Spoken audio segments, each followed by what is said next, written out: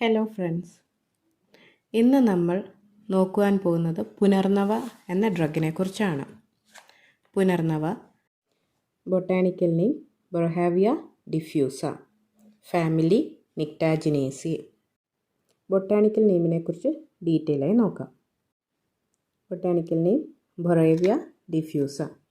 ഇപ്പോൾ ഇതിൽ ബൊറേവിയ എന്നുള്ള ആ ഒരു വേർഡ് എവിടെ നിന്ന് ലഭിച്ചു എന്ന് നോക്കാം.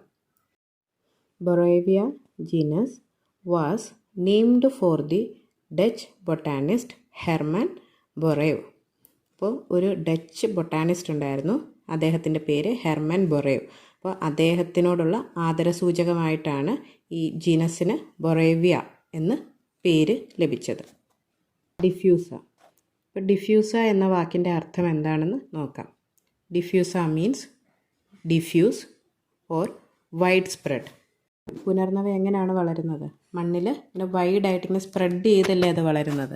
അത് കുറേ ഒരു ഏരിയ കവർ ചെയ്യുന്നുണ്ടല്ലേ, അതുകൊണ്ടാണ് ഡിഫ്യൂസ എന്നുള്ളൊരു പേര് കിട്ടിയത്. എന്ന് വെച്ചാൽ വൈഡ് സ്പ്രെഡ്, അതിങ്ങനെ വ്യാപിച്ച് വളർന്നു വരുന്ന ഒരു ചെടി ആയതിനാലാണ് അതിന് ഡിഫ്യൂസ എന്ന പേര് കിട്ടിയത്.